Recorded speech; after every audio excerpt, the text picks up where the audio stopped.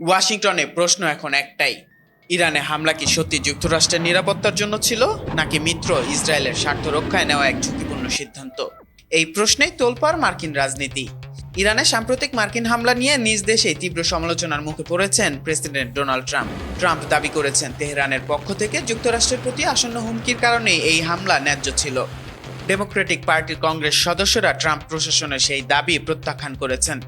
তাদের বক্তব্য, ইরানের সম্ভাব্য হুমকি যুক্তরাষ্ট্রের প্রতি নয়, বরং ইসরায়েলের প্রতি ছিল। ভার্জিনিয়া ডেমোক্রেটিক সিনেটর এবং সিনেট সিলেক্ট কমিটি অন ইন্টেলিজেন্সের ভাইস চেয়ারম্যান মার্ক ওয়ার্নার এক ব্রিফিং শেষে সাংবাদিকদের বলেন, ইরানের পক্ষ থেকে যুক্তরাষ্ট্রের বিরুদ্ধে কোনো আসন্ন হুমকির প্রমাণ আমরা পাইনি। তিনি আরও বলেন, ইসরায়েলের প্রতি হুমকি ছিল, কিন্তু যদি ইসরায়েলের প্রতি হুমকিকেই যুক্তরাষ্ট্রের প্রতি আসন্ন হুমকি হিসেবে ধরা হয়, তাহলে আমরা এক অজানা নীতিগত পথে পা রাখছি।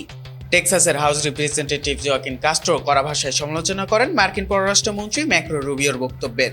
রুবিও দাবি করেছিলেন, ইরান যদি যুক্তরাষ্ট্র, ইসরায়েল বা অন্য কারো হামলার মুখে পড়ে, তবে তারা যুক্তরাষ্ট্রের বিরুদ্ধেও প্রতিক্রিয়া দেখাবে, এটি স্পষ্ট ছিল।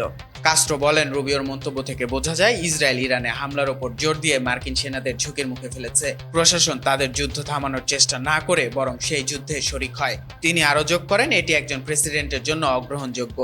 এমনকি যে দেশকে আমরা মিত্র বলি, তাদের থেকেও এটি অগ্রহণযোগ্য। সব মিলিয়ে বিশেষজ্ঞদের মতে ইরানে হামলা আগামীর মার্কিন রাজনীতি ও অর্থনীতিতে দীর্ঘমেয়াদী প্রভাব রাখতে চলেছে। নিউজ ডেস্ক, চেষ্টা টিভি।